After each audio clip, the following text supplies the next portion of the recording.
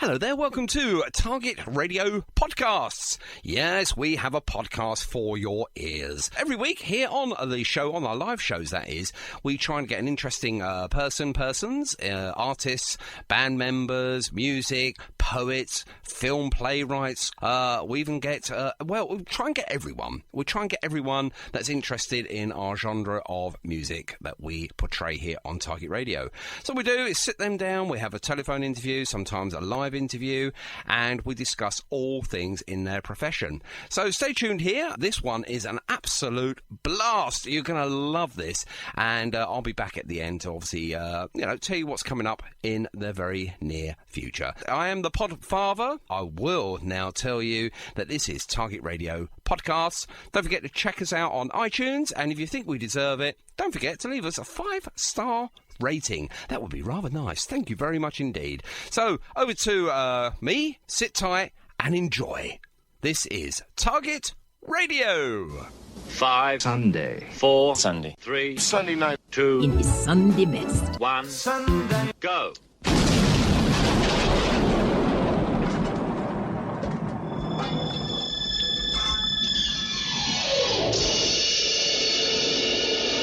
You're only supposed to blow the bloody doors off. Dear God in heaven, please let this show go okay, with no major boobs or goofs, or is it goofs?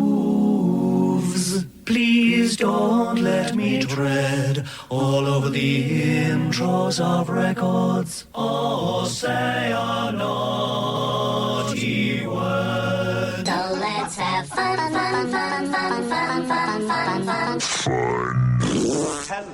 Hello, and welcome to the show. Hello,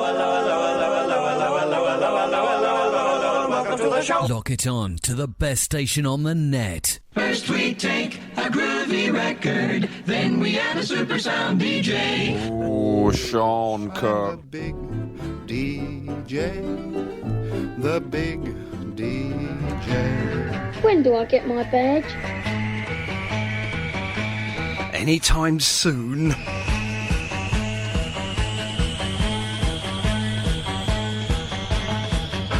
And a very good evening. It's Sunday, the 21st of February. But you already knew that. Anyway, on today's very, very special show. It's going to be special. It's special every week when we get special people on. We've got the main man, the lead singer of the Electric Stars. Oh, I'm all excited. None other than Mr. Jason Edge. And also, at very late notice, Mr. Johnny Bradley is going to come on just for about 10-15 minutes to have a little chat. We're going to do it all together because they know each other. Well, verbally anyway. I believe they've just gone off to make a quick cup of tea. So we'll have a chat with the guys in about 15 minutes time. We're going to be talking about March of the Mods this year. Is it on? Is it off? Or is it postponed? We're also going to be chatting about all the different brilliant music out there. There's so much. More than you can shake a stick at. And trust me, I've got a big long stick. Also, we are going to delve into... Hang on, I've got the CD here. There, can you hear that? We are going to delve into Velvet Elvis. Not like that. Honestly, some people's minds. It is the only lover left alive. So we're going to be exploring the album. I think that's a great word. But for regular listeners, we're not going to do any of that until we start the show off properly. Oh, and I forgot to tell you. We've also got a brand new track to play this evening before 7:15, so I'm going to do it straight after The Who and tell you more about AKA The Syndicate with my very good friend Sean Williams on the sexy sax, but that's after we play this one. Are you all right? The kids at the back? Now, just before we go and play this brand new track, first time anywhere on British radio, or anywhere in the whole wide world, I've got an email. I'm not going to read it all out, but AKA The Syndicate is a unique studio project which has evolved during the pandemic. It's formed musicians from various bands. Most of them still haven't met yet. Can you believe that? It's largely been written and recorded remotely, and the track we're going to play is Two Sides of the City. It's their third release inspired by the British two-tone movement.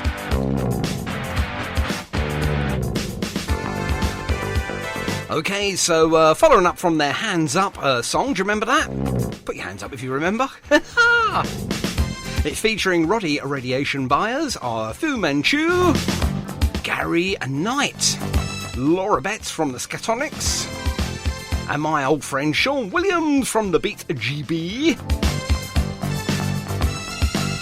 Bobby Blencow as the launchers, Fiona Crease from the collective AKA Bob Deere, also from the collective AKA and Soundation, and Richard Coppin, Temple Tudor and King Kurt. Yes, I've just a few name drops there. I was going to do a clang. And other musicians that we've not already mentioned above have been working with the AKA Syndicate include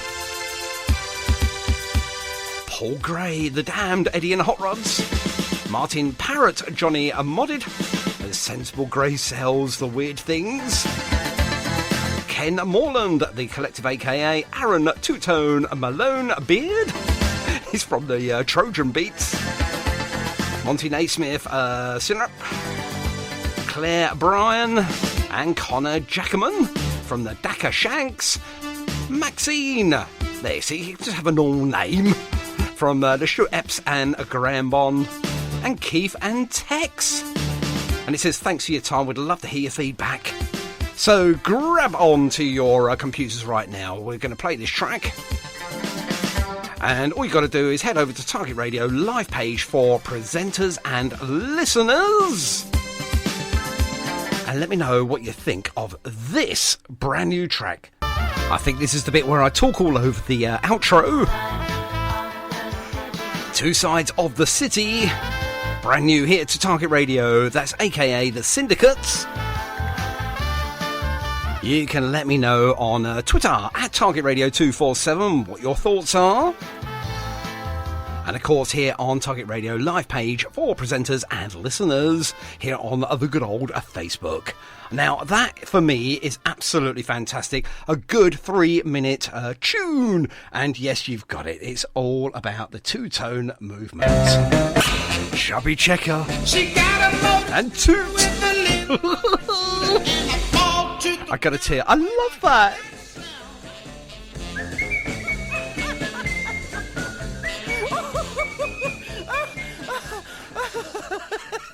That's enough. Honestly, that is enough now, okay. Okie dokie. Okay, we've got one more to play, and shut up now, for goodness sake. Here's the Shed Project now, and brand new again here to Target Radio. They've emailed me and said, could you play this one, please? And I said, yes, absolutely. And can you feel my love? I certainly can. After this, we're going to get the guys on. There we go, brand new here to Target Radio. The Shed Project. And you know, I do believe that they're actually all in a shed. Okay, for regular listeners, whenever you hear this, and a lot of people say to me, who is that drumming cookie? Well, it's none other than my old mate, Mr. Rick Buckler. Okay, here we go then. We're going to call Johnny Bradley and Mr. Jason Edge hopefully they're listening. Now, I'm hoping this is going to work this evening because we're on a brand new messenger. We've had to actually update things. So hopefully we'll have, I think Johnny Bradley's there with his lovely partner there. Hello, Johnny. Hello. Hello, there he is. And hopefully with the Electric Stars logo, we've got Jason Edge. How you doing? Here he is. Hang on, you guys. You need one of these. And fellas, they are social distancing with masks on. Oh, dearie me. Now, Johnny, you're a latecomer to the show because we spoke a little earlier, didn't we? And I said, I think it would be really useful to get you on here, just obviously to have a quick chat before we get into into what's really the album, which is Velvet Elvis, which I know you love. It's in your CD player constantly, like myself. Is that right, Johnny? Absolutely, mate. And thanks for the pressure. I mean, just straight away, I'm like, half an hour ago, I'm on radio, and I'm like, oh my God, what am I going to say? But yeah, absolutely. I mean, I think Velvet Elvis has brought everyone together during a time that we needed something to keep our hopes and dreams alive. Yeah. And, I mean, like yourself, we spoke about it. Absolutely cracking album, and I'm sure it'll be played for many years to come, just like absolutely. So has been. So yeah, it's good. Jason there. Yeah, absolutely. Thank you, Jason. It's an absolutely stunner of an album. But before we really get into the midst of all of that, how are you two? We'll start with Jason. How are you, fella? I'm all right, mate. Yeah, I'm enjoying the Mancunian rain. So no change there then. No change there at all. I mean, obviously, do you ever get any sunshine? Yeah, we did once. I think it was about 4 years ago. We had a day and a half of sunshine. Apparently, according to Billy Connolly, very much like Scotland, you're this sort of like you go out in the sun, and you sort of turn this translucent sort of colour. Is that right? Pretty much, mate. Yeah. And Johnny, whereabouts in the world are you, my friend? I'm West Midlands. Obviously, the accent's not West Midlands. No. Yeah. But yeah, so I'm like, it's a little small village between sort of Telford and I don't know where else, but yeah, a little small village. It's excellent. Not a place. And you get some sun there as well, do you? Or well, talking about sunshine, I mean, Electric Stars brought it. That's one of my favourite tracks on the album. He can't help himself, ladies and gentlemen. He can't help himself. Just plug after plug there. But yeah, not much sun here either, mate, to be fair. No, indeed. We're in the deepest, darkest parts of Lincolnshire, and we seem to get lots and lots of wind. And I mean the ordinary wind in the air, not sort of a gassy wind. Mind you, I've just had a lasagna, so I could be adding to the wind factor a bit later on in the show. But you never know. But no sunshine here. Actually, it's blooming dark out there now. Hang on, I'm having a look out the window. Yeah, it's dark. Right, okay. There we go. So we've done a weather forecast. So we all know where each other's now live in the UK. And obviously what we want to try and sort out first, if I may please, Johnny, going back to yourself, before we get into the album itself. No more links to the album now, please, Johnny. Honestly, what's he like? Now, I'm going to dive straight in. March of the Mods of 2021. What's going on, my friend? Well, obviously last year was, sort of a massive success. We raised 2,500. Obviously trying to put it on again, and for this year, and obviously COVID restrictions and lockdown and everything sort of got in the way. So it's set again. We rescheduled for April 17th. I don't know, and I don't want to make an announcement yet that it might not go ahead. We're still sort of waiting out, but of course, it most likely will have to be postponed, not cancelled, but postponed. Good word, postponed. I want to be able to do it at a stage where everyone involved is going to get the maximum benefit, and that's including the bands and everyone who's coming along, and obviously raise as much as we can for Teenage Cancer Trust. So at a time where we're safe to all get together, listen to Electric Stars, who are a fantastic band we have in the lineup, obviously, as well as some other great ones who are obviously featured on the show many times, I'm sure. Yes. So yeah, I want to be able to do it where we can all get together and have a cuddle and not have to worry about any COVID-19. So. Absolutely. I've got to speak to everyone involved, including yourselves, which is obviously great to have you on board and be there at the event as well. And just maybe think about a date if we need to. But it's one of those things, isn't it? You just got to suck it up and move on, and hopefully we can get together and do it at some point. Absolutely. Let's get a band's perspective on this then. And obviously, back over to you, Jason. I mean, obviously, you were going to be part of March of the Mods this year with Johnny. So what's your sort of take on that? Do you think he's, onto a winner here in regards to sort of postponing it and making sure that we can all go there and have a good old huddle and a good sing-song, a dance and a beverage? Yeah, I think anyone who's in a live band, whether you're at the top of the pile or whether you're playing grassroots venues, that the last 11, almost 12 months now have just been terrible. It's a horrible virus anyway. There are people suffering all around the world, but the knock-on effect is, entertainment and things that make people feel good. We've lost all that as well, so we don't really get the opportunity to try and get the feel-good factor going with entertainment, whatever that might be. So Johnny's right. You don't want to just cancel things and sort of like bury your head in the sand. You try and be positive. Every event we were booked for has been put back. I don't think anyone's cancelled. They've all tried to rearrange and postpone.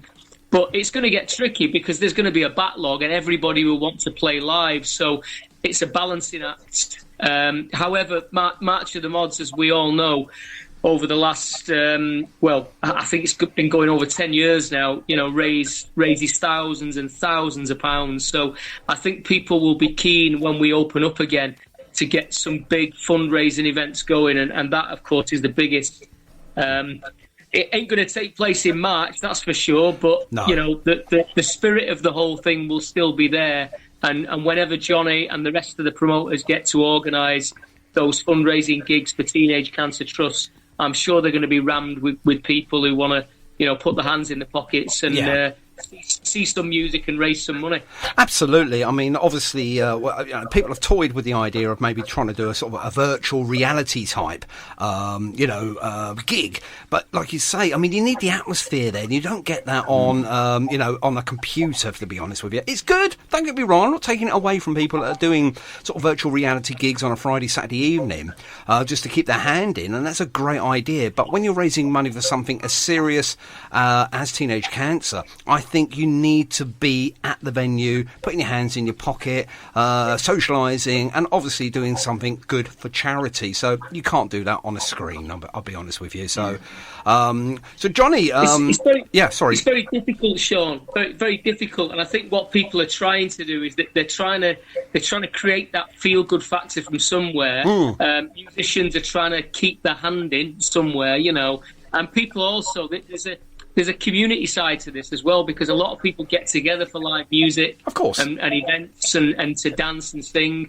And I think people are trying really hard to keep the whole vibe going, but it's really hard. And after 12 months now, it's becoming a tough toil, But hopefully the vaccine and maybe the next few months we'll see some genuine light at the end of the tunnel. That's what we're all praying for, Absolutely. And, it's just a way you've put it there. It just makes complete and utter sense. I mean, like I said, virtual reality gigs are good when you're not raising any money and you just obviously want to keep your sort of like hand in. But for something as serious and as fun, to be fair, the fun factor is there when you're there. I've been to one and it's absolutely amazing vibes. Everyone's there and they know they're doing something, no matter how small or how large they've donated. Just buying a ticket, you've donated, ladies and gentlemen. So for all those that have obviously bought tickets, please keep hold of them. Johnny will be on the pulse of this one, I'm sure, as soon as he finds out alternative dates and things like that. And of course, we've got to wait for Boris Johnson as well to make sure that it's safe and legal. That's another word we haven't explained as well. You've got to be legally allowed to go out. My goodness me, think about that one.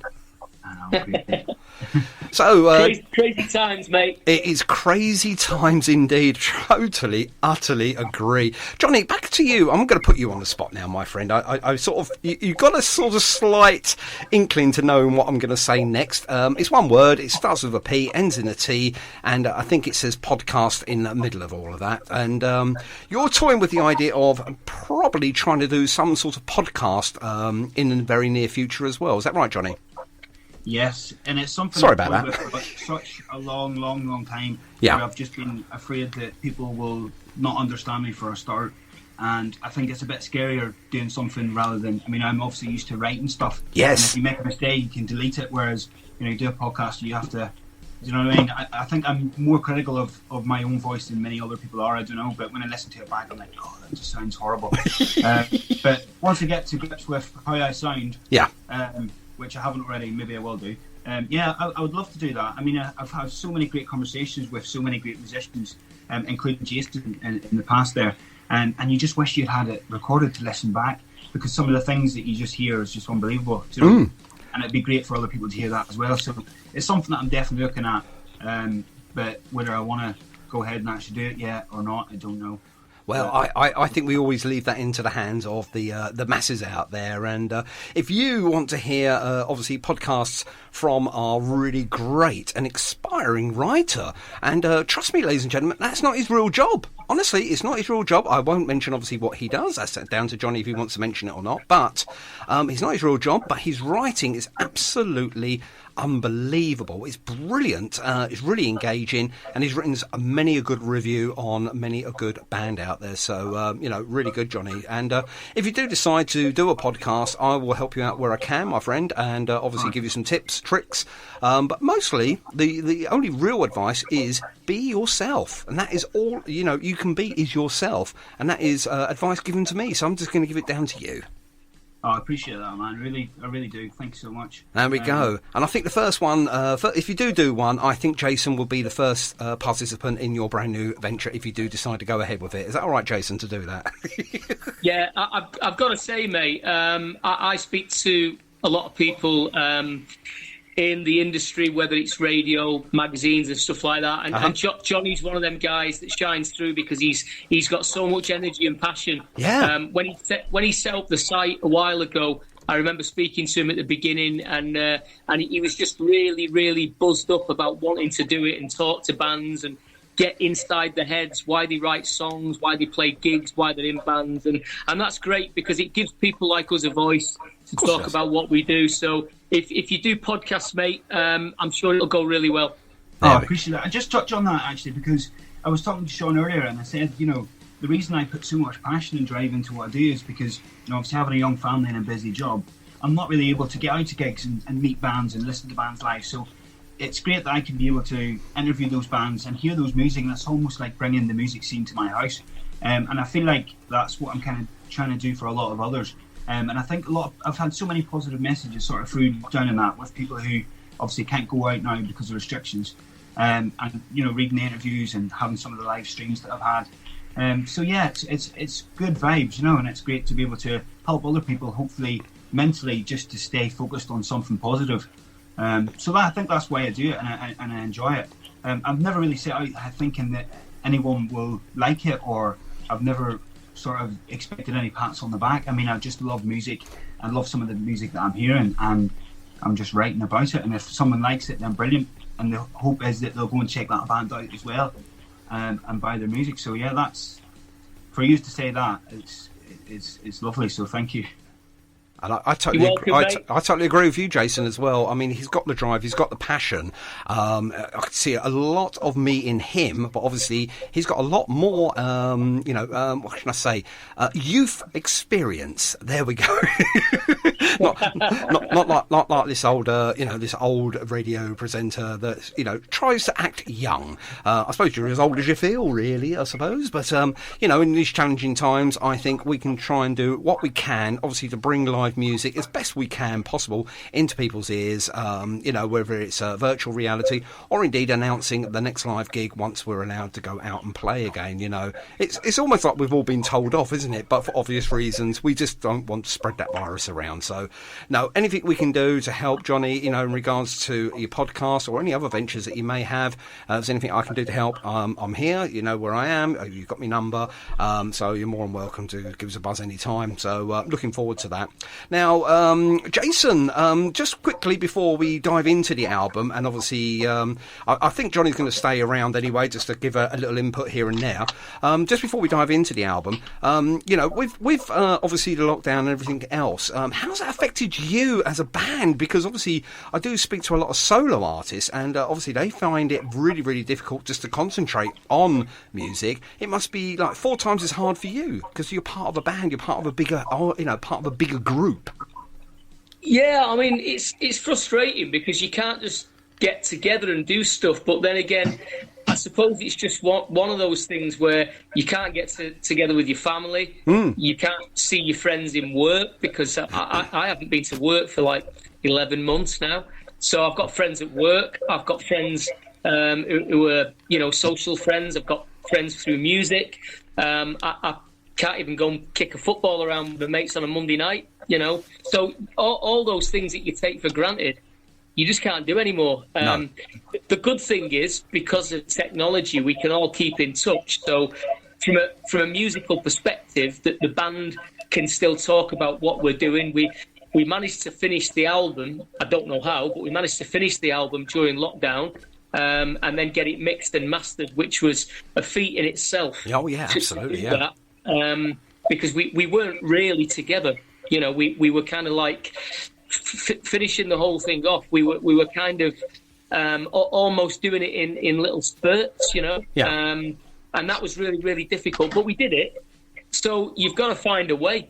Absolutely, yeah. And going back to what we said before, when we finally get the green light to go out again, it's going to be one hell of a party because there's so many people desperate to not only see each other but to let off some steam. So there's going to be some serious partying going on when we do get out. And hopefully you'll be on that stage organising that party atmosphere where obviously you find music and stage presence as well. I think I spoke to you before, and we were having a laugh about you in the flares and things like that. And we're talking about flares in his hands, not the trouser type, ladies and gentlemen. Where both maybe. These psychedelic flares, wearing some and holding some. Excellent. There you go. That's a new sort of challenge for you, to find yourself some flares that are really psychedelic. If not, you have to tie-dye them. Right, okay. So, obviously, talking about the album and, getting there as well. Now, I've got the album. It's an absolute brilliance. I actually had a sneaky, I had a cheeky one, actually, before it was actually released. And it was in my car. It still is in my car, actually. But I have replaced it now with the proper one. And to be honest with you, it is so much better than the one I had, because the masked one is just so many more layers of sound and everything. And for ladies and gentlemen, if you haven't got yourself a copy of this album, I urge you to go over to the website, which is the Electric Stars. Is it .com, isn't it? It is, yes. Fantastic. I urge you to go and buy it, okay? It's a brilliant, brilliant album. There's something there for everyone. For me, everything on there is for me. I just can't select a favourite one. Possibly, maybe number 2. I'll go into that, obviously as we go through the album and play snippets of it. But for me, number 2, I think, with the peroxide and everything else, and obviously, with the actual title of the track as well, it's absolutely everything. And each one of these tracks, Jason, I'm just going to throw it out there now. You could release any one of these tracks to be a single, which is fantastic.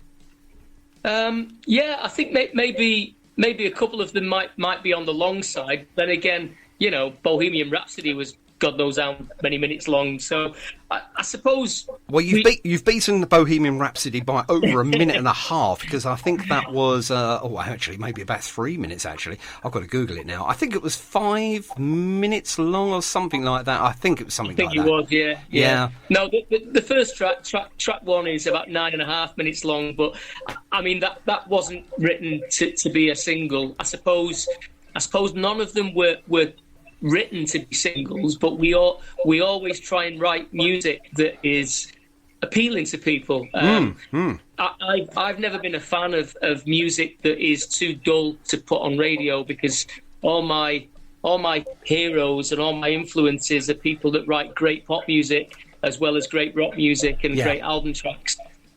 So I always try and set my, sort of template high when I'm writing, set the standard high, really. I think everyone's now Googling Queen Bohemian Rhapsody. It's 5 minutes and 55 seconds long. Your first track is 9 minutes and 8 seconds long. So I think you've beaten that one. Yeah, just about. Yeah. But obviously the intro of the first one, I'll tell you what, we're going to dive into this. I can't hold back any further. I do apologise. It's a brilliant opener. So I'm going to play it underneath us. I think that's a good thing to do. There it is. Oh, there you go. Now, is that a Hammond organ, or are my ears deceiving me? It is. It's a Hammond organ. That's played by our guitarist Andy. Right. Andy, who's also, he loves a bit of Hammond organ. So most of, in fact, I'm going to say all the Hammond parts were played by Andy. Well done, Andy. He's just finished building his own studio over the last sort of 12, 18 months. Yep. He's been working on it for a long time, and he's converted about 2 or 3 rooms in his house. Wow. And one of them is a big drum room where Johnny's kit is perched. To put the drums down, and then we've got like a little vocal area, and then the main sort of mixing room is where he keeps all the guitars and the organ, and he's got a load of effects as well. Fantastic. So yeah, that's where we did most of the album. There's a few tracks that were done elsewhere, but once the studio was finished, we did all the new tracks for the album were finished in that studio. Of course, yeah. Now, Velvet Elvis, we're playing this underneath, ladies and gentlemen, now, and as you can hear, it's a really long opener, but it just winds up, and when you can't wind it any further, you think it's going to snap. It goes crazy. It's absolutely unbelievable.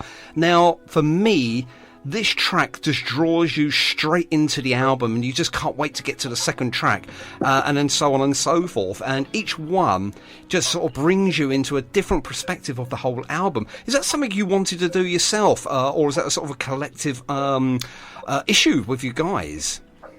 No, to be honest, Sean, and I think me and you have had this conversation before. Yeah. The album should have been out quite a long time ago. It's been written for a long time, but I'm not going to go into all the reasons why it didn't come out, but it should have come out, then it didn't, it should have come out, it didn't, and then it should have been out last June, and because of COVID, it didn't, and it came out a few weeks ago. But the whole story of Velvet Elvis has been written for quite a few years, and it is a story. So when it came time to record, it was, how do you get that story out of my head onto tape and record it?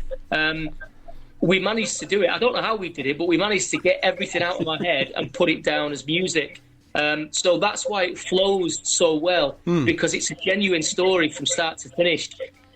So lyrically, it takes you on a journey, and obviously the main character, Velvet Elvis, he surfaces in pretty much every song. Yes. And it's the story of what he does throughout his career as a singer in a rock and roll band, and that's why it flows, because we managed to get that lyrical content into musical form, and what you were saying before about each track being able to be lifted separately, that was something we wanted to happen. So you can take each track out of the jigsaw puzzle and play it, and it works. Yes. But when you put it back in with the other 11, it makes that story up, So and that is very intelligent. It's a very intelligent way of doing that, Jason, to be fair, because a lot of bands, they might do, I'm going to use a word that you hate, but a lot of bands that do a concept album, I've said the word, they can't do that.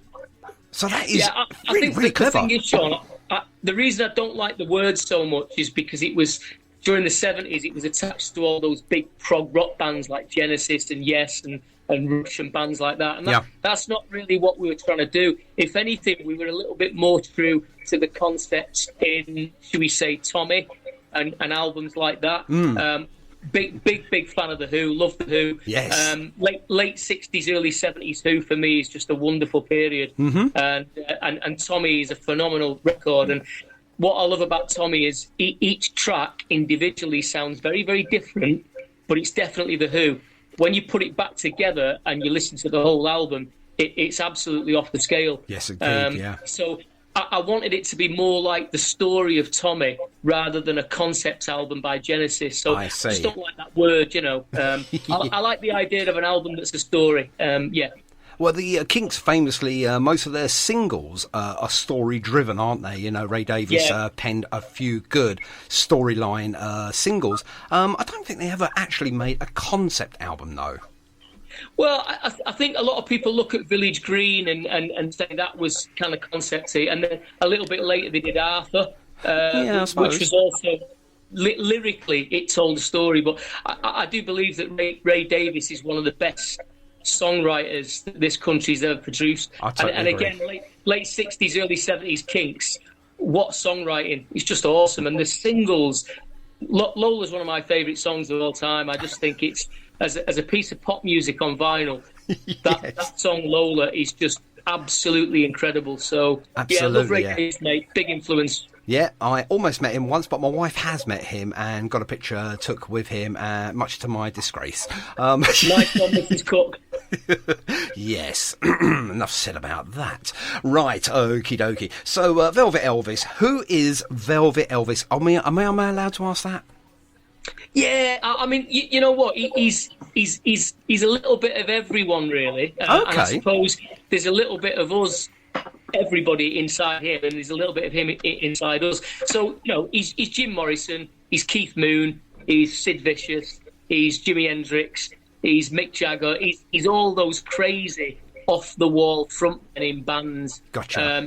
Who take too much, drink too much, you know, do too much, and then eventually get to the point when they either survive it or they don't. Yeah. In his case, through impossible odds, he survives. Yes. And it's the music that pulls him through. That's really the essence of the story. Not all great rock and roll singers or rock and roll stars make it. Most of them don't make it. You know, we mentioned the likes of Morrison and Hendrix. They of course didn't make it. Moon the Loon didn't make it in the end. No. But this guy does, because obviously, you know, I wanted it to be a positive spin. So the course of the album takes you through all these amazing psychedelic trips where he's on acid and, you know, he's off his face and he's doing all these weird and wonderful things and having the time of his life. There's a few lows, but the lows, he kind of finds a way through it and over it. And then the salvation at the end is this discovery of what really makes him tick. And he finds that what really makes him tick is music. Of course, yeah, and obviously the music through this whole album, it's changeable, but it's enjoyable. Every track on here, ladies and gentlemen, it's something different. There's something new there. There's something new to listen to each time you listen to it. And I said this to Jason during the week, I think. I actually had a chance of listening to the album on a set of headphones. And I say a set of headphones, I've got quite a good pair of headphones, but any headphones will do. Trust me, the better headphones with a closed ear are more enjoyable, because it obviously, gets rid of all the outside sounds. And you'll hear so many layers of music within this album. It is actually unbelievable. This just must have took you an age to get this mastered and mixed down to where we are today. It's absolutely incredible. So I think you need to have a little shout out to whoever organised all of this. Was it yourselves, or in partnership, obviously, with the the guys in the room that purposely just do this to mess around with people's heads? But it's fantastic. I think, Sean, when we got to the point of mixing, when we'd finally done all the recording. And all the vocals were put down and all the little bits that we wanted to do, the intros and the segues and all that, we sat back and I looked at Andy and he looked at me and we said, look, we've got to mix this, and it's a monster. It definitely is. What I ended up doing was he became my bubble because we're still in lockdown. So I was basically staying at Andy's place and getting up in the morning. We were mixing and we were spending hours and hours. We were sick of the sight of each other. But that's what you've got to do to get it right.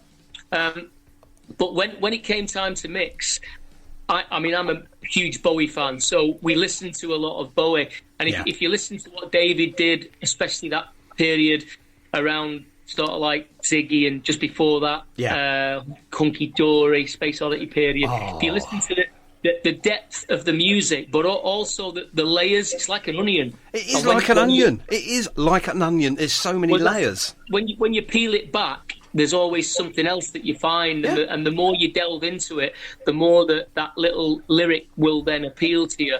And when you listen to the lyric, it introduces you to the guitar part that's going on behind the lyric. Yeah. And then all of a sudden there's a little sitar that you didn't even know was there. So I think listening to Bowie and listening to Brian Wilson, who is another genius of a producer, and that's what we said. We said, if we're going to do this, we've got to do it properly. Yes. So it means spending hours and hours and hours mixing every track.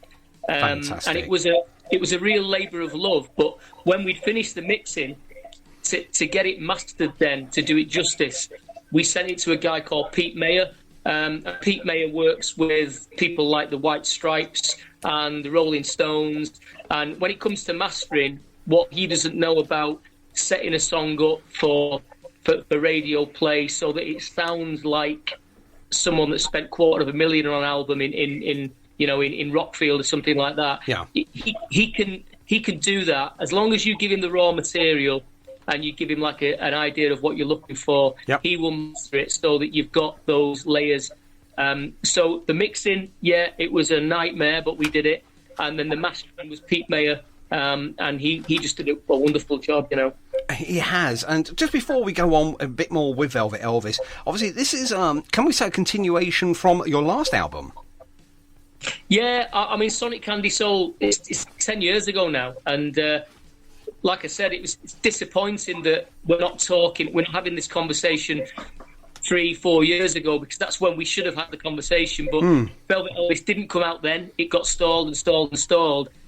However, the idea for the second album came from the first album, which at the time we didn't really have a full lineup of the band. I've told you this before. We recorded Sonic Candy Soul. It was myself, Keith, the bass player, who I've known for a long, long time, Andy on guitar.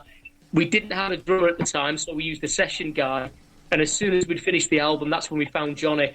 There was no rhythm guitarist, so Damien wasn't on the scene at the time. Right. He came afterwards. So Sonic Candy Soul was a studio album, and we weren't even sure we were ever going to do anything again, or we were even going to be a real band. We didn't know. It was almost going to be that thing where we said, let's do it, and if people like it, great. Yeah. If they don't like it, then, we'll just disappear. And we did it, and everybody really liked it. We found Johnny, and we said, well, we'll do some gigs and see how it goes. And then it didn't really stop after that. So we just got busier and busier. We met David Quaid, who wanted us to do something for the Kinks, which we did. So we did Tired of Waiting, which was great. Then we did something for the Hollies. We did a psychedelic version of Jennifer Eccles. Wow. And that was fantastic and sold out on vinyl. We did a tribute to George Best and wrote an original track for that, which went down really well. And we ended up doing more and more gigs. We travelled over to Europe a few times, went to Germany, played over in Tallinn. We did all sorts of stuff and just got so busy and so wrapped up in stuff. The album that was already written never got recorded, but it was always intended to be something that came from the root of Sonic Candy Soul. And if you've got Sonic Candy Soul and you listen to the first track, which is called 136, I think on the first or second line of the song, it mentions that, the guy is desperate to be in a band, and he spends all his time dancing around the living room listening to Elvis and the Rolling Stones. And then, when this character evolved in my head, it became almost like a sort of like drug-induced psychedelic glam rock version of Elvis, which is terrifying, isn't it? Really, but the Stones connection is the only lover left alive. The tagline, and that was a documentary that was filmed in 1965-66. Wow. About the Stones, and it was never released. The footage is still there in the vault somewhere, but it was going to be called The Only Lover Left Alive, and it never got released. The Stones, for some reason, or the management didn't go for it. And Yeah, I wanted to use some sort of like hidden meaning. So Velvet Elvis, The Only Lover Left Alive was the title, and that was the way we went with it. That's fantastic. What a great story. And it just sets up the album as well. And I know that you feel that, this album is very, very late in coming out. But in my view, sometimes waiting for something to come out, and obviously, through no means or, through no fault of your own, because obviously you're busy, you're out there touring, you're doing everything you've just mentioned. Sometimes, making the people wait for the album sometimes works. And I think it has worked for you by hook or by crook. It has really, really worked. I think you'll agree with that, Johnny, wouldn't you? Yeah, I mean, I was just thinking then that, it's no easy feat touring with just one album. And it just shows testament to how talented the band is and how great that album was. Yeah. And I think during lockdown, when we all needed, like I said at the start there, we needed something, to keep us focused and positive. Of course. The Electric Stars came along, so with this new album, and I think it came at like you just said there, absolute perfect time. I totally agree. I mean, we were teased with it just before Crimbo, and then obviously, whatever happened, it's just a few short weeks, and there you go. So we didn't get it for Christmas, but we got it for New Year. And obviously we had all the hopes and praises that 2021 was going to be a better year. Well, we're still out on that one at the moment, but obviously the Electric Stars have come along with a great album just to lift our spirits just at the beginning of the year. So, I think everything has worked out for a reason, Jason, and both Johnny and I are totally in agreement. Better to wait than never wait for it, so it's here now, and I believe you're onto a winner, because everyone I've spoken to, everyone that's heard snippets of it, have all come back and said, something, this is absolutely brilliant. Kind of got the feeling, when we did the first album, and we finished it, and that one came back from being mastered, we were really happy. But we didn't know whether anyone would like it at all, because we didn't have a fan base, because the band didn't really exist. This is different, because now it's a different kind of pressure, because people did like the band. We, obviously Sonic sold really well. We did some great gigs. We've now got a fan base. So now it's a case of, actually, there are people waiting for it, and we didn't want to disappoint anybody.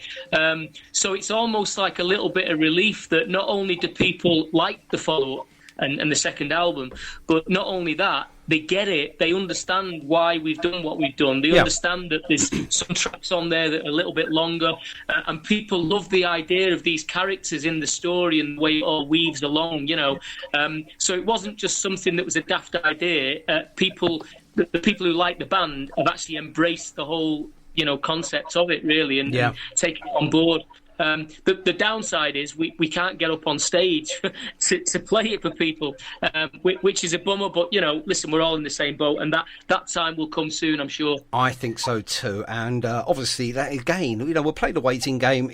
This is out of anyone's hands. It's obviously down to the COVID situation, but again, this album, I'm just going to ask a quick question, because I am really silly, and as a fan with all this lovely music going on in the background there, can this be toured live? I mean, can you play this album from start to finish in a live capacity, Jason? Well, short answer, I don't know. But I've got to say, like, obviously you chat to people online, and social media is great for staying in touch. The amount of people who sent me a private inbox saying, Jay, we want you to do a gig, but can you just play the album from start to finish? And I've stupidly said, yeah, no problem. Just give us a few months till COVID's gone. And I don't actually know whether we can do it, because I haven't seen the band in a rehearsal room since last March. Wow. So I don't know. No, exactly. You don't want to put yourself under unnecessary pressure. And apart from that, you've got to go and find yourself a sitar player as well. Or indeed, you've got to get yourself a sitar and get someone to play that in the background. And that leads us neatly into track number 2, ladies and gentlemen. What a cheerful song, Jason. I mean, you've just lifted it from the track 1, which is a real good opener or an intro. You've come into something which is very bubbly and pop, and, it just bubbles along very nicely. But listen to the lyrics lyrics, ladies and gentlemen, he's talking about a bit of everything, really. He's talking about girls and pornographic magazine covers and stuff like that. And as you can see, I don't know if you could hear it, but you can actually hear a little indie influence there as well. So a little nod to George Harrison there, maybe?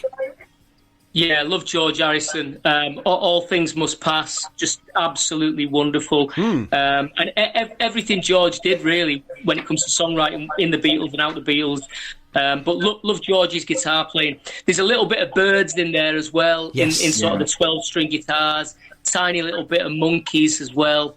But, I mean, lyrically, what that's saying is, I mean, that's straight out my head from when I was at school, because that's the way I used to feel when I was at school, because all the teachers and the parents and all the sensible people used to say, you've got to work hard, you've got to do this and be an accountant and be a lawyer. Yeah. And I didn't want to be like them. I just wanted to live for the day, and I wanted to listen to music. And, you know, I had pictures of footballers on my bedroom wall and pictures of pop stars, and, you know, you used to pornographic magazines under your bed and all that kind of stuff. I just wanted to be a teenage lad and do what teenage boys want to do. Absolutely. But everybody's saying, no, you've got to, you know, knuckle down and revise for your exams, and when you leave school, you've got to go to college and try for university. Yeah. And I just thought, no, I just want to be in a band. No, absolutely. You know, so I suppose that's really just what every teenage kid can kind of like relate to, you know, and that's supposed to be the sort of backbone to Velvet Elvis, really, where he came from.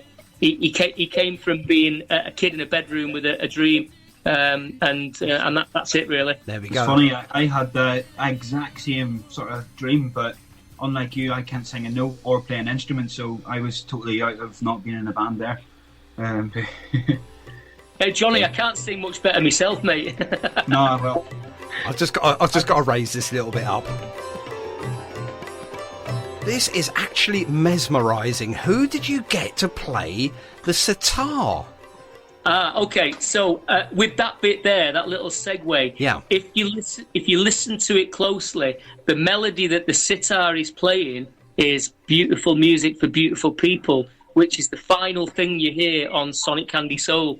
There's so the actual melody of the sitar is playing beautiful music for beautiful people. Wow. That's what the sitar's doing. There we go. And you've done that for nothing as well, by the way. You just sung that little bit there for us for nothing. Oh, how about that? He just rolls, doesn't he? It's brilliant. Now, we're just going back to posters on your bedroom walls. Now, obviously, Johnny, you're a little bit younger than ourselves there, so I'm just going to go ahead and say, look, I had Kim Wilde, I had Toyah Willcox, I had Duran Duran, I'm sure I had David Sylvian from Japan, and I know for a fact that I had the Human League. Jason, over to you. Who did you have on your wall?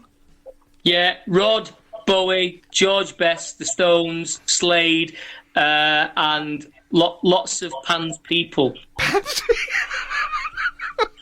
Probably more Pan's People than George Best and David Bowie. Oh my goodness me! We'll leave that there. Johnny, save me, please.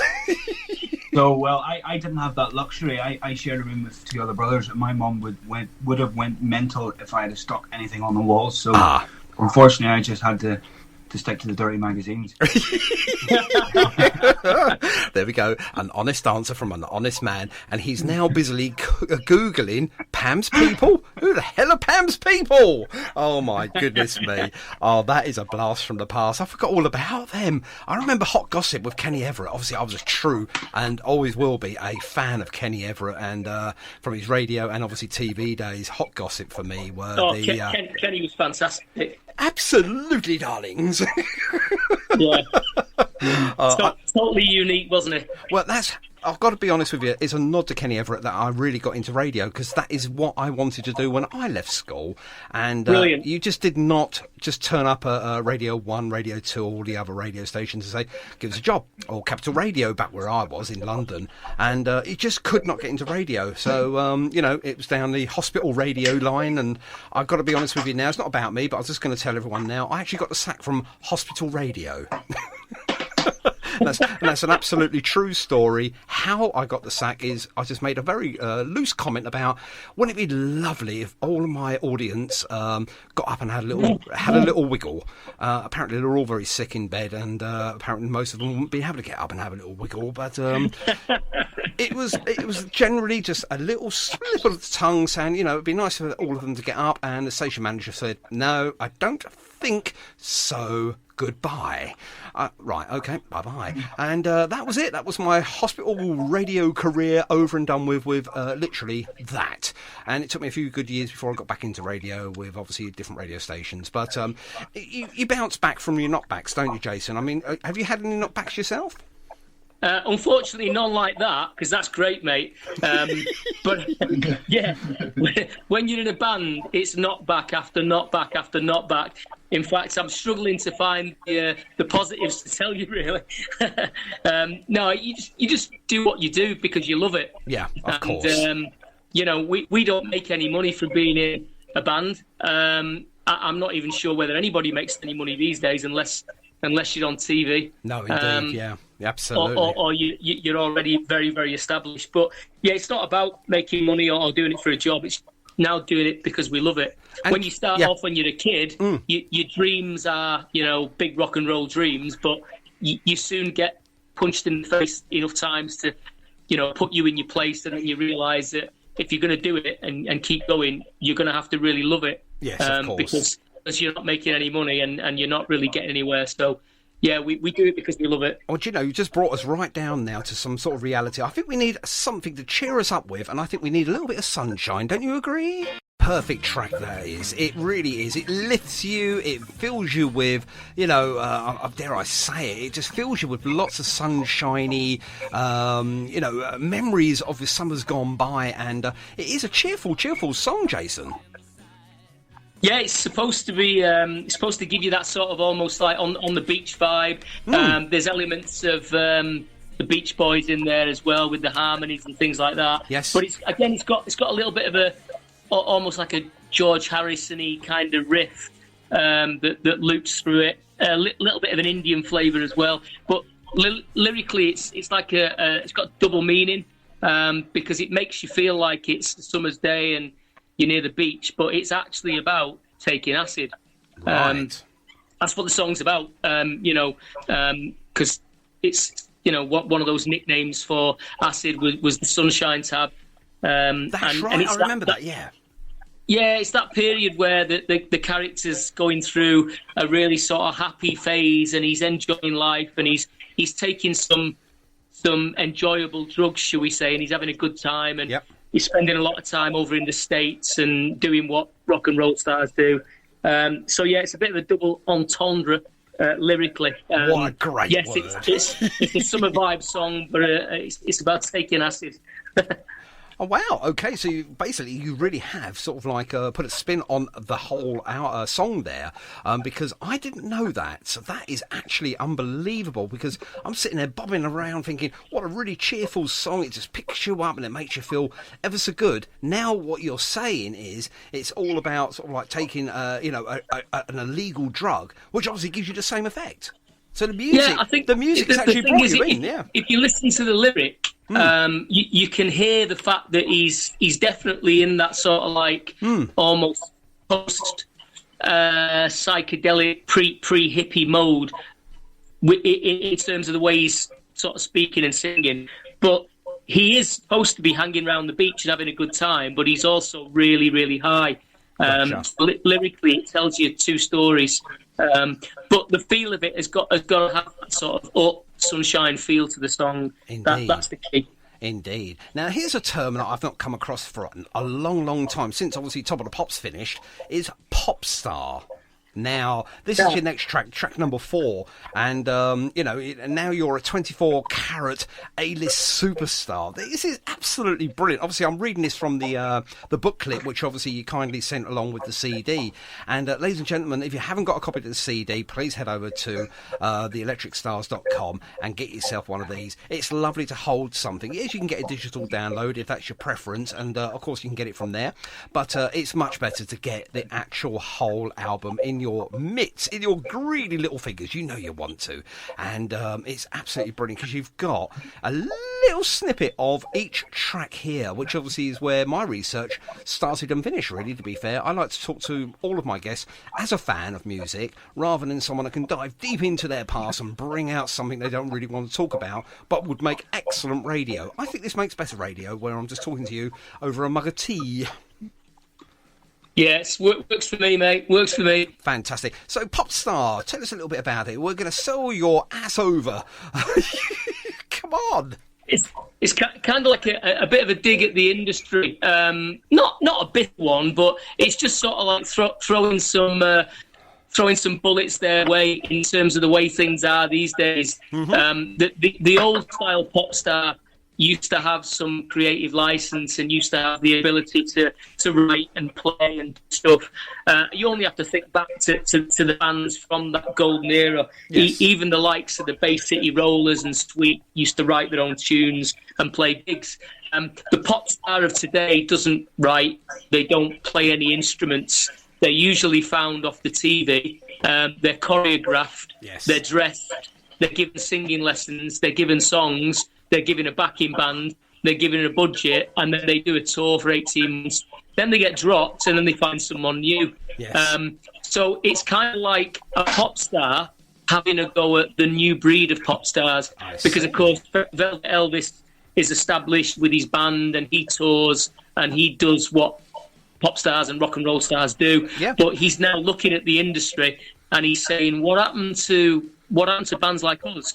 You know, what happened to great songwriters? What happened to now you're replaced with puppets? Yes.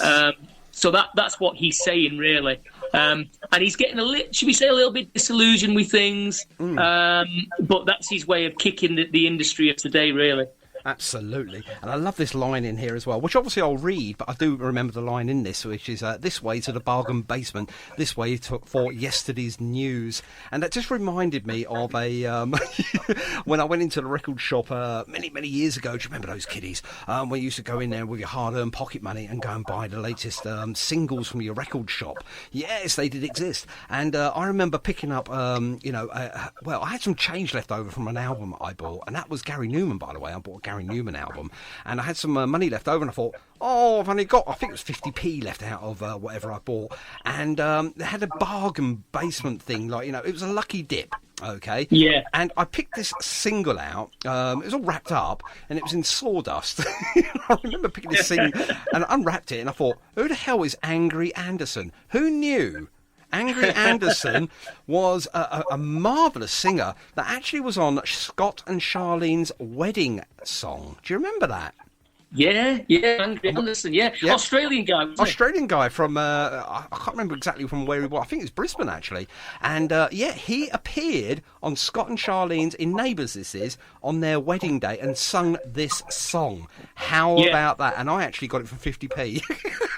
And I've still got it. I've still got it today. And apparently that was one hit wonder I think he had anyway. But anyway, moving on. I think we should. I think of that. We're not going to play any Angry Anderson, but I think we'll play this.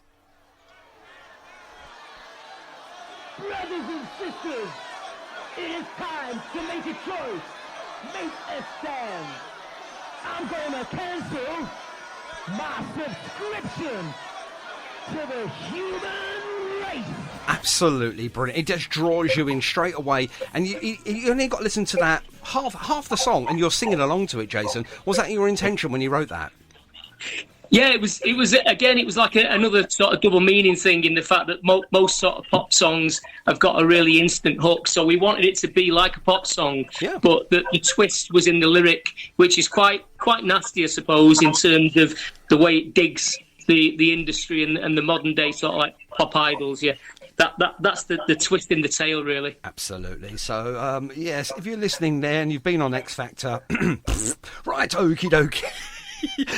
Who writes all your songs before we head over to Johnny for an intro there? Who writes all your songs for you, Jason? Is it yourself, or do you have a songwriter?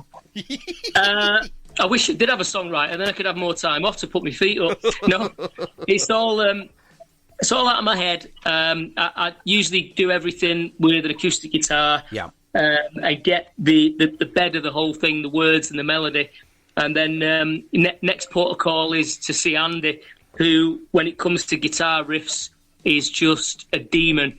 And if I say, I've got something in my head and it sounds a little bit like, he'll hear it once and then he'll just play it. Oh, wow.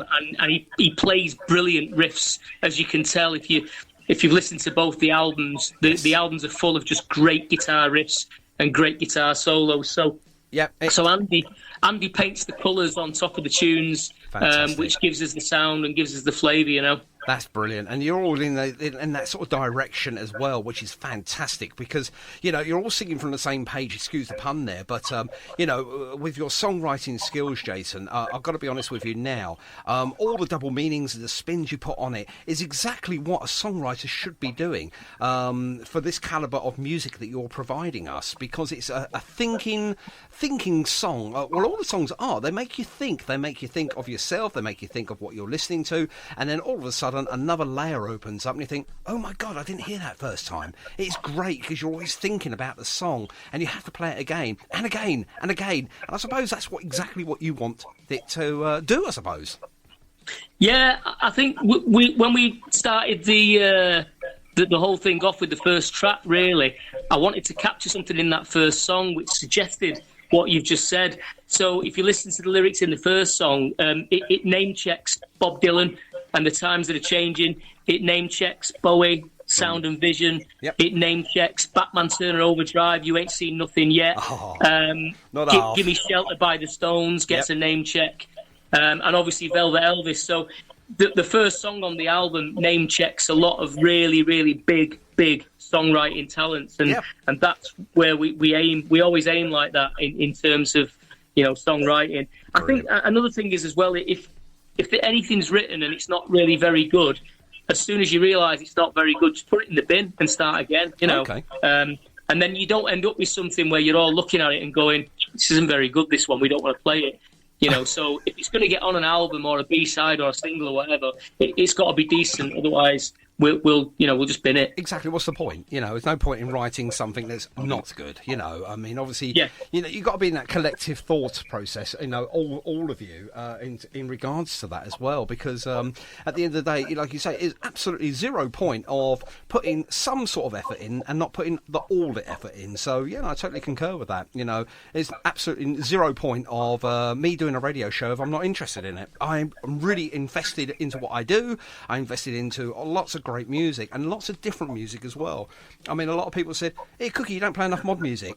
Well, that's because I like to play and experiment with lots of different music, So I was talking to Johnny about this earlier when he was talking about his own page on Facebook. Isn't that right, Johnny? Yeah, I mean, I said, well, I've shot myself in the foot really at times by calling myself mods of your generation, because I mean, there's so much great music out there that you wouldn't necessarily put under that bracket. But I mean, we've said this millions of times, there is no mod music, there's just good and bad. Yes. And yeah, I just wanted to talk about Popstar there. That's one of those tunes I think if you put it on, you instantly want to dance. And I think that goes as well with Sunshine. It's one of those proper floor filler tracks. But yeah, that's it. Basically. Well, I just want to see you dance to the first track, Velvet Elvis, right at the beginning. That's what I want to see.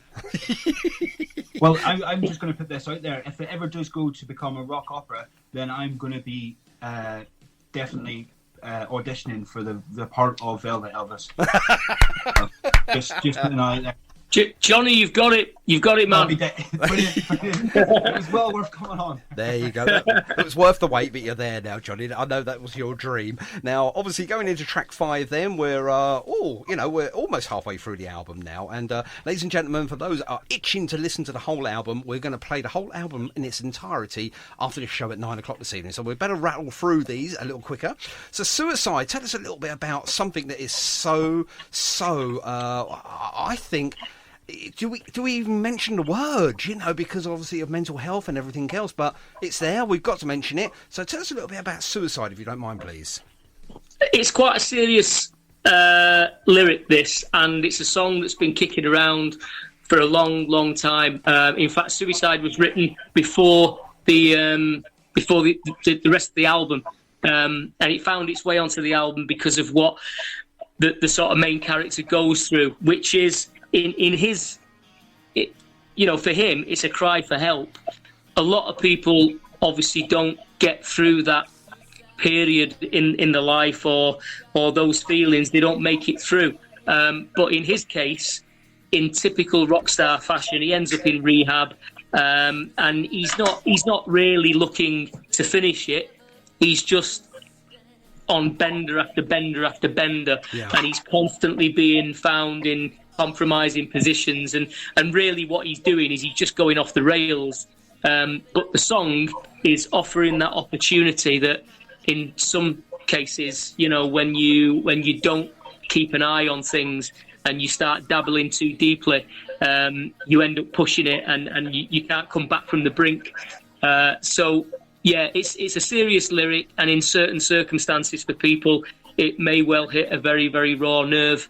But it's something that I wrote about because at the time when the song was written a long, long time ago, I'd read a lot and I watched a lot about people who struggle with things like this. I wrote the song, and then by the time this album came around, it fitted in perfectly to the lead character's sort of like desperation and cry for help when he was at a low ebb. And surprisingly, it's right bang in the middle of this album, so we're assuming it's sort of bang in the middle of his career as well, I suppose. Because obviously it's a little bit of a roller coaster album as well. You've got some highs, you've got some lows, and I suppose this is the lowest point of the album. Well, it's one low point, but in terms of the story, the track as a separate track is quite a sad song. It really is dealing with the issue of taking your own life. But in terms of the story itself, this is just really a cry for help, where he doesn't take his own life. He ends up in a situation where he needs to get cleaned up, and that's what he does. But if you take the track away from the rest of the 11 songs on its own, it's dealing with a subject where a lot of people don't make it through. A lot of people, it's not a cry for help, it's serious, and they don't really get through what the lyric is talking about. But in the context of the story, it's a cry for help. He's doing too much. He overdoes it, he overcooks it, he gets cleaned up, and he gets a straight head. That's in context of the story, That's fantastic as well. We'll have a little snippet of this one because it is a really powerful track, ladies and gentlemen.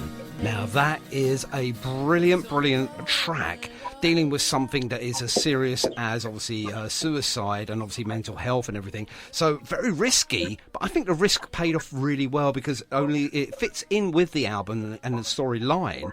But as you say, taking it away is dealing with something that a lot of people at the moment during this pandemic are also dealing with, with mental health and everything else. So, my hat's off to you. You've turned something that was very negative into a positive, I would assume. I think it's just strange that the times that we're in, the times that we're in now, it's strange that it's kind of highlighted these problems that people have even more now, because people are getting down and depressed, and people are worried about the jobs and the homes and so on, even more than they've ever worried. People who may have been in quite a safe position are worried about things, and we're hearing all these horror stories now about more people going to hospital and looking for treatment and care and admitting they've got problems. I think it's just really odd timing that track has appeared on this album now, because it should have come out, like I say, years ago. However, I'm not afraid to say that it was written with good intentions to talk about something that is horrible, really, Well, absolutely, you never know when it's around the corner, Sean, because you never know whether good times and bad times are coming. Of course we don't know. I mean, if we all knew that, we'll all be very rich on the lottery by now, if we knew what was going to happen. Yeah. So, no, I totally agree with you. And I think, with mental health, obviously first-hand experience with dealing with mental health myself, and obviously within my family, it is good to talk about mental health as we're talking about a cup of tea or, what we watched on TV last night. I think we should get talking about it. It shouldn't be a stigma anymore. Something, again, we spoke to Johnny about this a little earlier, just sort of breeze on it, didn't we, Johnny? And, it's something now we can talk about over a pint, or I said a cup of tea, or, literally what we saw on TV last night. We can just slip that in. Oh, by the way, how's your mental health? We can actually now start talking about that a little bit clearer. And I think it's good to actually have a chat about, the goods and the bads, really. Absolutely. Yeah. If I just say, I think it's particularly men are, suicide rates are all-time high, and we don't normally talk about our feelings, and I think we should, and this track sort of obviously highlights that. So hopefully it'll bring some comfort to someone who may be struggling. That at the end of it, that it will bring some sunshine and there'll be a light at the end of the tunnel. So I think it's great that this sort of touches on that, because it is a touchy subject, but it may help someone get themselves out of a dark place, which I think's fantastic in a song, And it's amazing that music can do that as well, guys, because to put something as sensitive and as powerful into a track, unknowingly, obviously before the pandemic, but obviously it fits in really well for the pandemic as well, because there are so many people isolated at home that are listening to this track now thinking, well, there is a silver, there's a light to my tunnel, there is a silver lining to that cloud, and listening to the storyline that, you can beat the odds, you can get through this, guy. So, if you are struggling out there with mental health, I'm just going to say this right now, talk to somebody, talk to anybody, ring me up, have a chat with me. If you don't know who I am, I'm Cookie, just ring me and we'll have a chat. I don't care. It can be mid-morning, mid-afternoon, or it could even be midnight, as long as I'm up. But have a chat. It does really help. Okay, let's move forward then. Track number 6 then. Everything, Everyone. Tell us a little bit about that, please, Jason. So Everything, Everyone, he's back on the beach again, but he's now cleaned up. He's been into rehab. He stopped drinking. He stopped taking stuff. And it's a story about the character sat on a Greyhound bus cruising around the California coast, and a few seats in front of him, he spots a girl, and he falls for her. And it's a simple, happy, romantic love song. That's it, really. There we are. Again, it's got a very Brian Wilson Beach Boys feel to it, Surfing USA. And here we can hear the beach in the background there now. It's just kicking in. And listen to this, ladies and gentlemen. This is a beautiful track, and it's lovely. It does lift the mood from the last track into this one, and it's just a beautiful little song. It's catchy again. The lyrics are all there if you listen to them, ladies and gentlemen. For me, I listen to music first and then catch the lyrics on the second go round. Everyone's different. Everyone listens to things differently. But for me, it just cheers you up, doesn't it?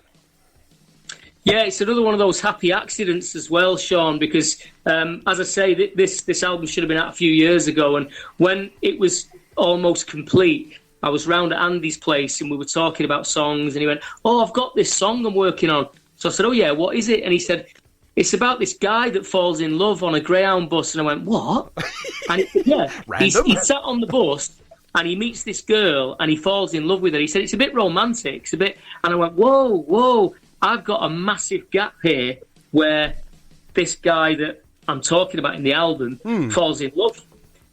So we sat down and we looked at it, and we both looked at each other and went, well, that's got to be in.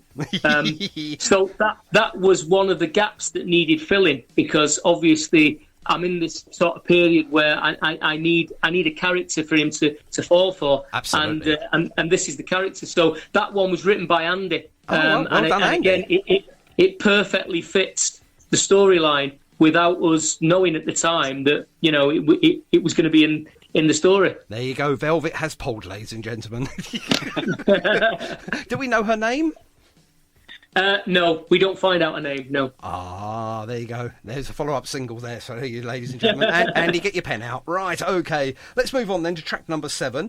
And Precious, anyone? Do I think you're talking about my ex-wife there.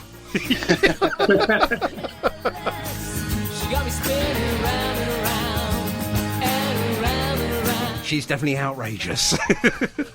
Oh, I love that. It's again all your tracks, Jason. I mean, even though they are on if you like, a storyboard, they are so different individually as well, which I think is where you wanted to go with these, wasn't it? Yeah, this follows straight on from the last track in terms of the fact that, he falls for the girl, he meets her, and he realises that she's a bit quirky, and he starts to get to know her family, hence the line, Jesus, can't you control your sister, because she's really off the wall. But it's a really happy song. He's fallen in love, he's giving himself away, he's finding out about her, she's finding out about him, and he realises that he's got a real precious gem on his hands. So we wanted it to be upbeat. It's got a bit of a almost like a bit of a Manchester vibe to it, a little bit of a Primal Scream vibe to it. But it has to do because it's very up in terms of, it's sort of vibe. Indeed. Lyrically. And what did you think of this one, Johnny? Because I like it. I think, again, it's uplifting. It gets you in that mood, and it starts your sort of mind clicking back to sort of like past sort of relationships and things like that. And did you ever meet a girl like that yourself? So, for me, again, it gets your mind thinking, and I think that's what music does for you. What about you, Johnny? Yeah, absolutely. I mean, I think Chapin was right there. It falls on from the previous track. Yeah. And one thing that I think stood out for me was this seems to be the turning point. I don't know if this is correct, but this is a turning point for him. I think after meeting this girl, she sort of tames him slightly, and he moves on to a better path, I think, leading on to the next track. Yeah, is that correct? Would you say that, Jason? Absolutely, mate. Yeah. This is his redemption, although we're not quite sure how long it lasts. But yeah, this is him kicking the drugs, kicking the drink, and getting his act together. And again, it's pretty much halfway through the album, so a good woman behind him. They say that about every good man, though, don't they? There's a better woman behind. For all the better women out there, hello. So, The Only Lover Left Alive now. This is track number 8, Jason, and obviously this is the part where it's on the bottom of the album cover there, The Only Lover Left Alive. And tell us a little bit about that. So this is about Velvet again, is it? Velvet Elvis, I should say. Yeah, so unfortunately, even though he's fallen in love and everything's great, he now becomes so happy that he thinks he's indestructible again, and he starts to experiment, and he starts to get a little bit in touch with his more hedonistic side, shall we say. Right. So things with his girlfriend get a little bit seedy, and it all reverts back to the darker times, shall we say. So what starts to go on in the bedroom, shall we say, is a lot darker than the sort of like the happy romantic stuff of the last two songs, and it's more a case of kaleidoscopic bedroom activities, shall we say. Right, that's all we need to say on that. Yeah. No, I love the... Everything to me, anyway. Oh, absolutely. I love the guitar intro on this. It's absolutely fantastic. It sounded to me that you had a lot of fun recording this one. Am I right, Jason? Yeah. I mean, listen, it's still a great, enjoyable song, but the sort of the story within the song is quite dark, really. It's more about the sexual side of things, and the way that he's beginning to experiment again, and he started taking things. But it's a great rock and roll song, and obviously there's hints of the Who in there as well. Yes, which we love. We wanted it to be really sort of staccato with the chords, and the riff, like you say, is quite Indian. It's got a very Eastern vibe to it. Absolutely, yeah. It's a great song to play live as well. Excellent. And going back to that, we're just hoping and praying that obviously everything goes back to some sort of normality sometime this year, so you guys then could obviously rehearse and get back out there in the big wide world. And for people like Johnny and myself, and I'm sure I can speak on behalf of Johnny there, even though he is tied up most days with work and everything else, I'm sure he's going to take a day off and come and see you guys play as well. Is that right, Johnny? Oh, absolutely. It'll be... There's so many bands out there, that I think I need to go and see, but yeah, definitely. Electric Stars, definitely. Oh yeah, definitely top 5. I'm not going to give him too much. 100%. Yeah, definitely. I'm not going to say the first one because obviously I never break a promise, and you never know what happens around the corner. I mean, the Kinks could reform and come out, and they are definitely going to be number 1. I'm so sorry, Jason, but you might be a close 2. Oh, mate, I was lucky enough to see the Kinks in the 80s. And they were absolutely fantastic. They just did not disappoint me. They were brilliant. I'll tell you the amusing story before we head into track number 9 then, about the Kinks, and this goes back with my mum. My mum used to work at Heathrow Airport. It was back then it was called London Airport, and the Kinks had arrived back from their disastrous tour from, I believe, America, and they landed at London Heathrow Airport, and it was Ray actually hit upon my mum. Believe it or not, I wasn't around at the time. Hit upon my mum and said, would you want to go out for a drink after you finish work? And my mum stupidly went and said, actually, I prefer your brother. It's a true story. Absolutely true story. If I never moved from this spot again, I went, Mum, how could you be so silly? I could have been the secret love child of Ray Davis. However, I do resemble a little bit like Dave. No, I'm not going to say nothing. Right, okay. Let's play this track and then we'll talk about it on the other end of it. Now, for me, that's a beautiful, beautiful love song about splitting up. Yeah. Again, it's a song that's been around for a while. It was one of the first ones that we knew was going to be on the album. This one. Mm-hmm. And obviously, he ruins it. He ruins the relationship. He meets the girl. He falls in love. Everything's going great. He thinks he's indestructible, and of course he's not. And she gets fed up with him, and she blows him out. So this is loaded with regrets, all the things that he wish he would have done differently. Yeah. So now he's a very, very low ebb, because now he's back on the drink and the drugs again, and he ain't got no girl to keep him stable now. No, indeed. Again, we just mentioned that a little while ago about a great man having a great woman behind him. He's lost that now, so obviously he's on that sort of downward spiral again, and obviously, trying to find things that are going to make him happy again, which is obviously the things that made him unhappy in the first place.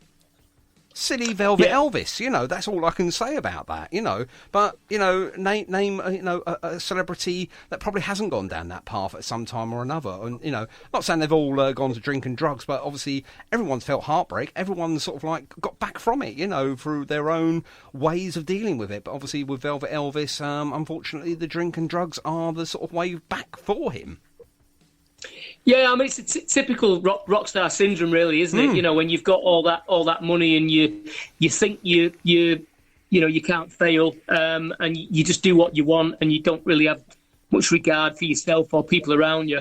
And of course, it bites him hard this time because, of course, before he wasn't in love, he didn't have anybody. Now he's got someone, and through his own sort of stupidity, he loses her. So this is the lowest ebb, really. He was kind of fooling around before when he was unwell. This is real now. He's really down as far as he can go. Absolutely. And the great thing about this is your voice on this track as well. I mean, it's so pitch perfect, but very, very high. Did you struggle with the higher notes there? Yeah, it's not the kind of song really that I'd want to play live in the middle of a gig because it's difficult to sing, and it's the kind of thing that if you've been rocking and rolling and running around on stage and you try and do this, I wouldn't really make a good job of it. So I had to take my time in the studio to deliver it, and it took a while to get the mood right, because it's all about mood. It's all about the vibe, and you want to convey fragility in your voice and emotion, which is not something that I do very often, because even though we sing the odd sort of ballad, I wanted in this particular song to get a really, really sad delivery with the lyric, and we got it, but it wasn't easy to do, and like I say, I wouldn't like to sort of play this one live with an acoustic guitar. It'd be difficult. Absolutely. Maybe get a guest vocalist for this one when you play it live. How about that? Yeah, definitely. Someone who could really sing. That's it. I'm sure they're queuing up now and they're knocking at the door. Hang on. No, they're not knocking at the moment, but they might be. But it's really strange to hear you do almost like a ballad halfway through or 3/4 of the way through this album, and it is surprising. And I mean, this album does take you on so many different journeys. There's so many twists and turns, and for me, that is the enjoyable part of it. You never know what's coming next, and when you get it, you think, "Oh my God, it is great!" And then the next song is it just gets you better. It gets better, and not to say the preceding one was anything worse. I mean, because everything brings you up. It's a lovely track, and I know I like that one. It's nice, it's calming, it's relatable as well. So 5 stars all the way for that one myself personally. Johnny, what did you think of that one, my friend? I just agree with everything you've just said there. I mean, I totally think as well that everybody can relate to the lyrics. So yeah, nothing more to add apart from totally agree with what you've just said. Just one thing I'm going to ask you though is, I know you said you can't sing or dance or play an instrument, but you can get some practicing, because I know Johnny's looking for a vocalist when he goes live for that track. Okay. Okay, on to the next one then. And this is track number 10. Tell us a little bit about this, if you may, please, Jason. Yeah, okay, so we're kind of at that point now where he's hit rock bottom. Yep. And he's on the hard stuff now. He's chasing the dragon, and he's spending a lot of time in and out of consciousness, and he's not really with it at all. He's not turning up for stuff with the band. He's late for gigs, and he's not rehearsing, and all that kind of stuff that comes with the beast of a rock star going down the pan. And he's at the point where it could all disappear down the tubes, and then something happens, and he almost has like an epiphany. Yep. And it's almost like an awakening of sorts, and it all happens within this song. So the lyrics of the song start off when he's literally at the bottom, and then as the song goes on, he sees the light, and by the end of the song, there is a way out, and we don't know what the way out is yet. The next song tells that story, but this song is basically about, he hits the bottom, he finds a way out of it, and by the end of the song, he's seen the light. Absolutely. Let's have a little listen to the beginning. And there's your change, ladies and gentlemen. He's just starting to change. He's seen that light, if you like, at the end of the tunnel. And like you say, it's a good changing song. It starts off, on a real down, and it starts to manipulate and starts to change into something really positive. And as you say, you can't really hear the effects of that until we get into that last track here, track number 11, which is We Love You. And I've played this many times here on Target Radio. I love this track. It's hip, it's rock, it's got a little bit of everything in it. Yeah, I mean, this is the one that really sort of like reaffirms him in terms of what it's all about, because We Love You is a song that's all about the obsession for the pop star or the rock star. We'll do anything to see you, to touch you, to be like you. I want to dress like you. I want to be you. I want to sleep with you. Everything that young boys and girls do and say in adoration for their hero, whether it's Elvis Presley or Jim Morrison, whether it's David Bowie or whether it's Adam Ant. Yeah. Every pop star there's ever been. He ends up on bedroom walls, and the boys want to be him and the girls want to be with him. So it's that kind of adoration, and that's when the penny drops for him, and he realises that that's the reason he wanted to be in a band, because he wanted to be in a band. It's all about music, and the sex and the drugs and all that kind of stuff. It's all peripheral, and the money and the fame. He wanted to be in a band because he wanted to be in a band, and he plays a live gig, and he does it sober. And it's brilliant, and the fans love him, and he loves the fans.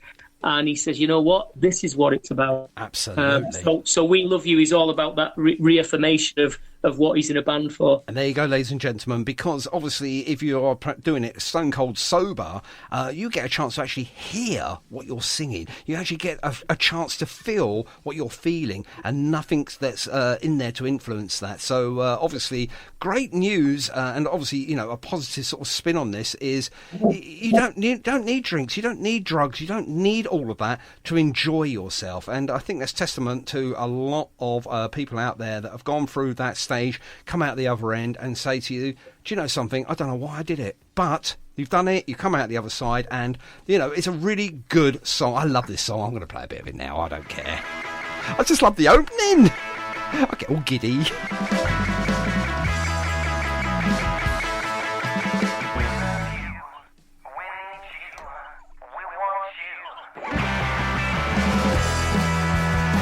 There we go. I added a little bit of a sound effect there. I forgot to bring this fader down. I do apologise. Oh, I love that track. I love your voice through... I'm not sure what effect you're using there, Jason, but it's a brilliant effect, isn't it? Yeah, it's like a megaphone. I wanted something that was... I love like the MC5 and the Stooges and bands like that. Real sort of like hardcore... late 60s, early 70s garage and tough. What you would call sort of like punk, but American punk. And it's that sort of Iggy Pop sort of megaphone sound, Absolutely, yeah. That we wanted. And that's just to create that sort of like manic, crazy live feel that you get sometimes when a rock and roll band live are really in full flow. and the whole event is just like right on the money. So I wanted to try and capture that as if it was a gig, really, you know. And I think you have as well. I mean, obviously I've played that song, like I say, countless times, and I love it because, again, it just sort of like breaks it up a little bit, and you can just hear so many different influences within one song, and it's absolutely unbelievable. As you say, you know, you're coming with this sort of like the late 60s, early 70s sort of sound there as well, which is fantastic. I love it. Can't say it's something that we're very loyal to, really. That kind of sound. I mean, it's not that we don't like music from any other era. It's just that certainly for me, I think that's the golden age of music. I think what happened between the late 60s and early 70s not only changed music, but it changed perception of everything. Yeah. Art, politics, culture, religion, sex. Everything was in the melting pot, and the way that, you know, young people had a voice for the first time, and most of that came through music with people like Dylan and Morrison and the Stones, and obviously the Beatles, who were writing albums that were influencing people. So the change then was seismic, and music was right in the middle of it. And there's never been a time, really, apart from maybe I'd say 2 years in the 70s when punk came along, but that was really just in the UK that happened, you know. There's never been a time when all those things came together with fashion and art and poetry and, you know, and movies as well. The movies of that period were sort of like groundbreaking.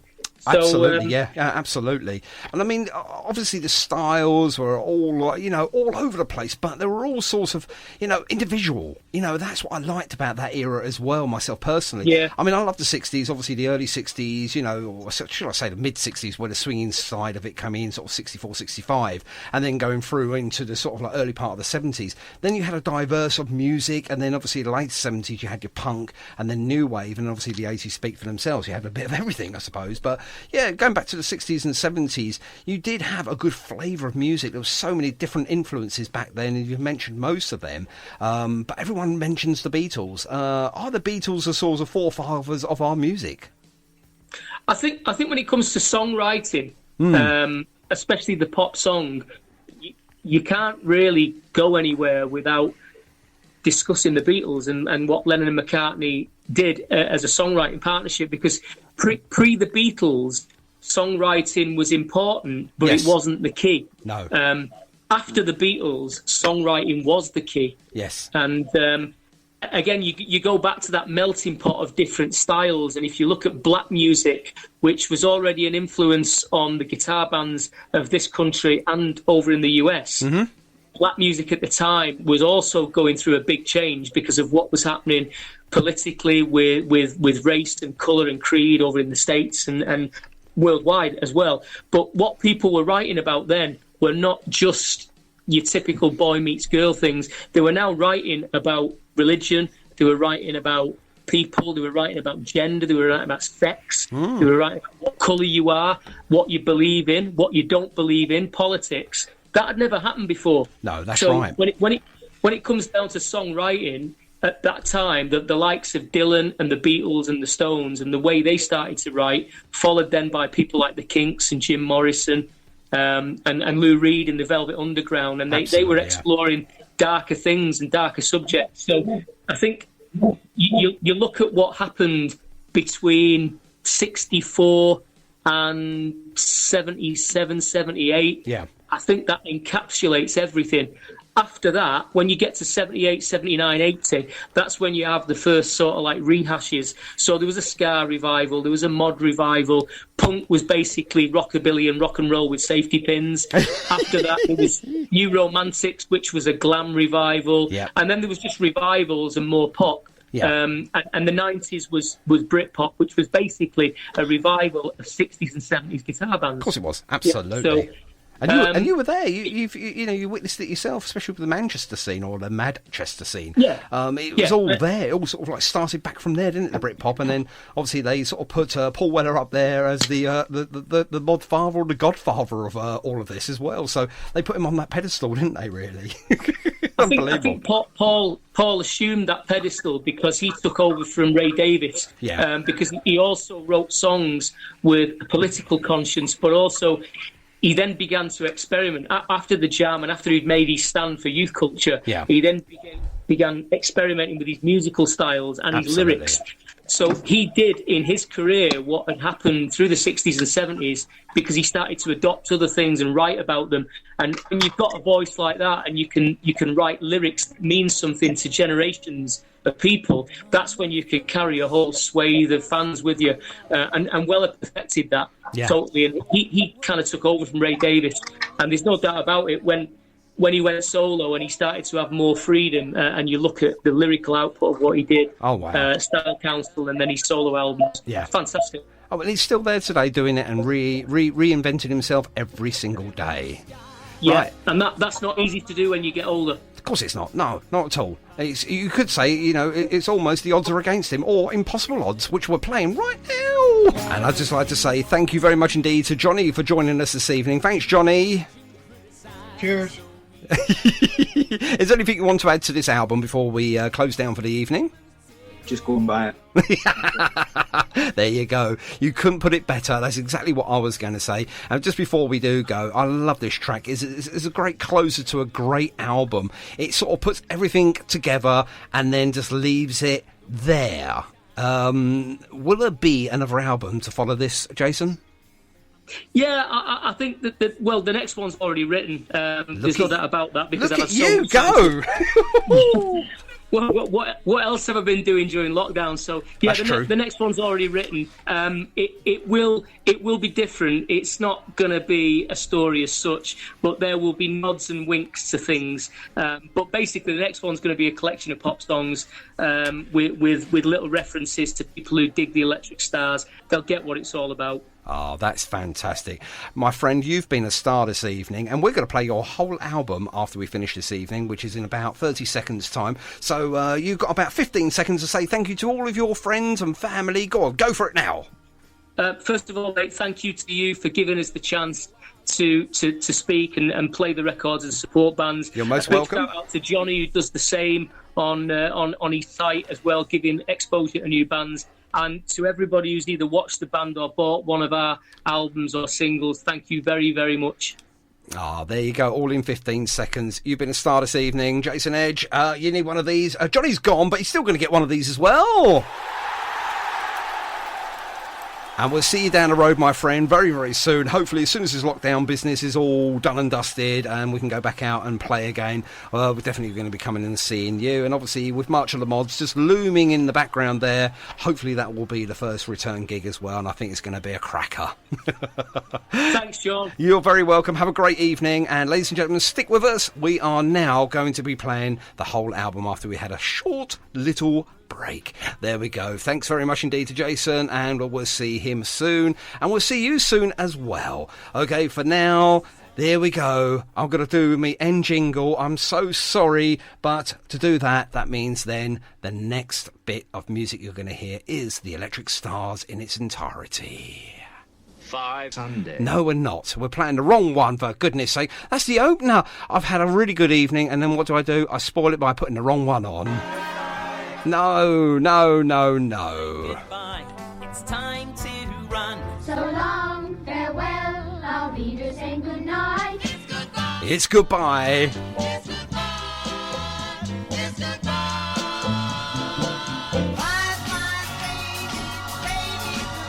Okay, stay tuned to Target Radio. Do I get my badge? Bang bump goes the... We'll see you in a couple of weeks' time. I'm off next week just for a little head down and breaky poos.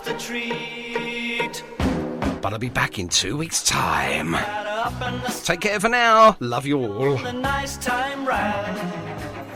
And we're back, yes. And what did you think of that for an interview? Wasn't it great?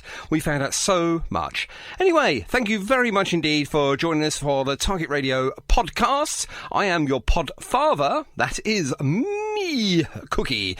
Don't forget to rate us on iTunes if you can, please. If you think we deserve it, 5 stars, please. It does help with the future of Target Radio. Check out all of our great shows here on Target Radio. And as I say, please, please, please support local artists and the Unsigned Band. Until next time, thank you very much indeed. Take care, and we'll see you soon. Bye-bye.